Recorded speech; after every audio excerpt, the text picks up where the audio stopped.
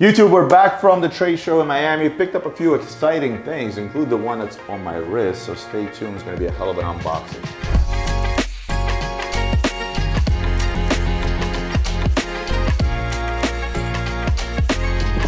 Anyway, let's just jump right into it. Before I do, shout out to Rob Dahl that wrote a book called Level Up.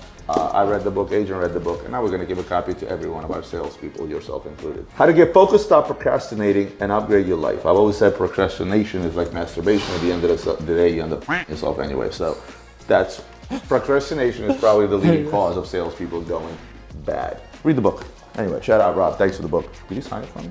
Rob, you didn't sign the book for me, Rob.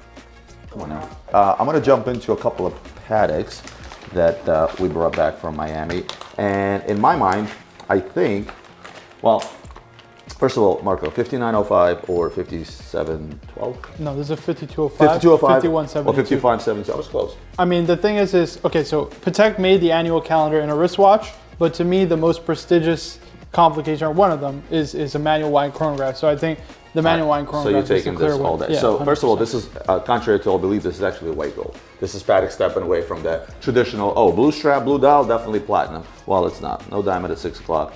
And I think they did that for affordability purposes, if you can even say that, right? Obviously, in the white gold version, it's going to be cheaper, probably to the tune of 20 to 25% is the usual spread between gold and platinum pieces.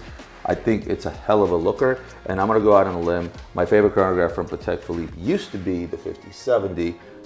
Aesthetically, I'm taking this all day. I mean, it's one of the nicest ones they made just because of, first of all, I love all the little details, Arabic numerals, the syringe hands, not to mention the triple step. Syringe hands.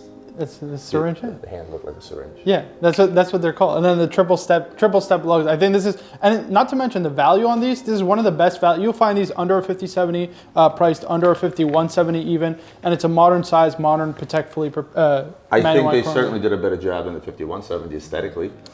This is one of those watches that when I get it in a rose gold black dial, I love the rose gold black dial. The minute I get it in a white gold blue dial, I love the white gold blue dial. Yeah. And I will still probably, this is, you know what this is? This is the toss up between a rose date olive and a blue dial white gold. And I will still go with a blue white gold date, and I will go with this over rose. I mean, they sell so well also, just because it's, you know what it is? It's a Patek Philippe that's actually wearable in terms of their dress watch range, right? It's not strictly a dress watch. You can wear this dressed up, dressed down.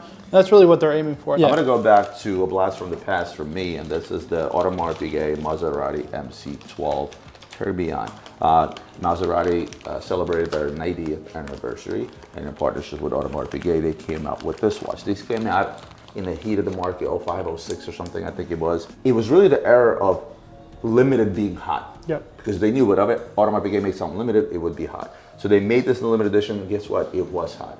The watch originally retailed for $202,000, and it sold upwards of $275,000. And unfortunately, because it's the Millenary case, it's come back down to under $100,000. But this watch, the complications on this watch are probably one. Yeah, I mean, you're getting a tourbillon chronograph for under $100,000 double barrel from a Holy Trinity brand. I mean, I think that's as good as it gets. And again, this was around the time post this we saw the birth of. This is also, it's cool the way that they did that bridge light. It's very avant-garde for the time. What I would love to have seen, if this watch, I believe it was in the larger round case, I think it would do better. But again, it's not the curse of the Millenary, it's the fact that Millenary is just less popular. Audemars Piguet, you think, the first thing you think of is you think the two words, Royal Oak. Yeah. Speaking of Royal Oak, Offshore. What can you tell me about this Royal Oak? 𝗙𝗰𝗲𝗯𝗍. Did I say it right? I have no idea. This is the first time I ever see this. Not a lot of options out there for red watches across all brands. And Audemars Piguet, this is the biggest, or the reddest, I should say, watch at Audemars Piguet for the limited editions. At the time when this stuff was hot, the hottest thing was the trios, right? Montoyas, Barrichellos, Timalingis, stuff that came in trios, Royal Oak, City of Sales. But then they jumped on a bandwagon and said, okay, we're gonna make a limited edition for every boutique and store that's out there. And this was done for the 𝗙𝗿𝗲𝗄𝗏 boutique. Did they make a Grand Prix that was red? Carbon Grand Prix? But it didn't have as much red. This is a watch that has the most amount of red. Oh, Mr. Wonderful. Kevin O'Leary. Definitely Kevin O'Leary watch. But you know, this is as red as it's going to get if you're going to go from AP. And there's just something about a watch that's all red. It just works. Yeah. Because as well, they just don't make that many of them, right? Like Audemars Piguet released a new minute repeater in steel and platinum that had a kind of red fume dial. Then Moser came out with their dual time with a red, but not a lot of options. Let's yeah, just there's say just that. not many. Another pickup that I'm always picking up while this is from the trade show is bricks, right? And in bricks comes in all shapes, forms, and sizes. Personally, my absolute favorite brick is the original brick, the very first one. They did in yellow gold that was heavier, was thicker, the bracelet was thicker, and it had a gold dial, or champagne dial as most will call it, just a big solid chunk of gold. But I do like the rhodium dial on this one. I think it just works. The way the numbers pop against the rhodium dial, they sort of mimic the buttons, which are actually black, but they tend to look the same as the dial color. You can never go wrong with bricks. There's still plenty of people out there, they want a big solid chunk of gold. And I can't think of anything outside of maybe the Rolex Yachtmaster 2 in yellow gold. That's a big chunk of gold like the brick from AP. 5035, one of the older annual calendars. I talk about this over and over. We sell dozens of these because of the value that you get from a major brand with a complication. And what else is there to talk about the 5036? It's just value. Yeah, exactly. Let's talk about my favorite, the godfather of all watchmaking, and one of your favorites, and that is Breguet, which is another pickup that we brought back that you didn't know about, Marco. Platinum Breguet. Let's jump through let me show you this watch first. Let me show you the front, which is just ridiculous. And then the back, which Let is me show even you better. the back, which is just as ridiculous. Let's talk about this Tourbillon and Platinum. Yeah, so it's a retrograde. What's it got? It's got a power reserve display, and then if I'm not mistaken, what is this? Oh, it's a 24-hour display. I didn't even know it had that. Why is this not a flying tourbillon? It's because there's a bridge in the middle, if you can see that. So this bridge holds the tourbillon up. I've been buying up these Breguet tourbillons over the last few years, and I've been telling you guys it's value, and it is value. You're getting into a grand complication, a tourbillon from the guy that invented the tourbillon, and you're doing it all around the $50,000 price range. It's crazy value. To me, and for a handmade watch, this is not a sales pitch. It's just it sells itself. Oh, this is nice. Ceramic. It's actually. It says Ceratanium chrono, I think. Ceratanium. Yeah, it's a mix of ceramic and titanium. I can't even spell that. But let's dissect this watch, right? You have a calendar chronograph, right? Shows the date of the week. It shows you the date. So this was made for the Royal Maces. The Royal Maces, okay? It has their logo in the front. Let's break down the little things, right, that I feel like IWC does well. It's like the little extra thing that they do so well. So obviously introduction of yellow has to do with the Royal Maces logo, but look at how they introduce yellow further. Just a little outline on the chronograph buttons. The day of the week and the date is also in yellow, and then you have the chronograph, the big chronograph hand is also in yellow along with the small seconds hands. They didn't spit yellow all over it, but whoever sat there behind their computer designing this watch did a tremendous job, because the yellow, the way it pops against the black, and then you have the stark white markers and big white hands that you would think would take away from everything, but it's somehow it just works. Yeah, they mesh the kind of classic Flieger look, but modernize it really, really well, right? Because listen, they made 1,000,001 of these kind of different variations, but each one looks fresh and new and actually really, really good. I am going to talk about a couple of uber rare pickups. Now you've seen me post this from the show, and I told you guys about Langes, and when you look at Langes and you want to look at low production numbers, you're always going to go with the bracelet watches.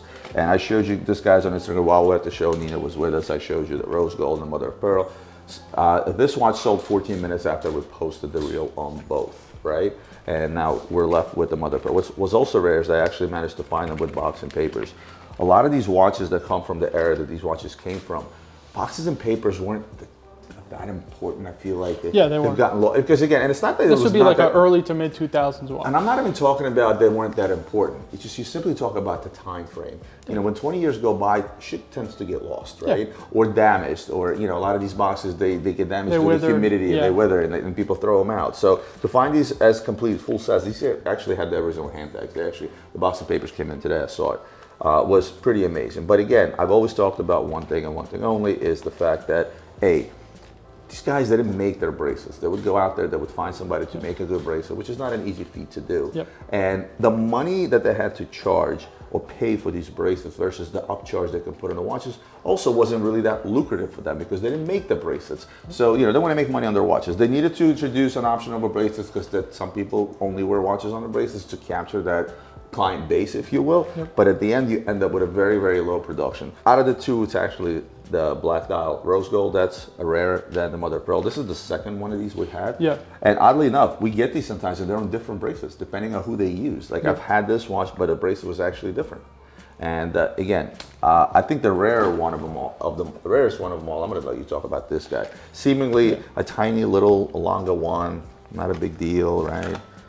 Yeah, it's an early 2000s A.Lange one stealth. This alongside they also made a platinum 36 mil with like a dark black. That's the Darth, it's called, right? So those are probably two of the rarest A.Lange ones you can collect. So, I mean, this is actually rarer than those two. Yeah. And when I saw it at the trade show, in a showcase, I'm like, guy started high, like super high, because he knew what he had. And then we came to you saw what I paid for. Yeah. We came to I think it's fair. a decision that worked for both, but this is one of those watches that I know when it gets sold, we won't see another one for quite some time. I don't remember 3, 4, 5 years. The last rare Lange and the likes of this one was the blue dial, what was the 1 year production. the 1 year production blue dial, but that those, was after those this. trade hands pretty often. They right? do, but these you rarely see, and also it's the size. Yep. How 38.5 millimeters. You know what I mean? Like it's just. I'm gonna finish this off with a banger, and that's the watch that's on my wrist.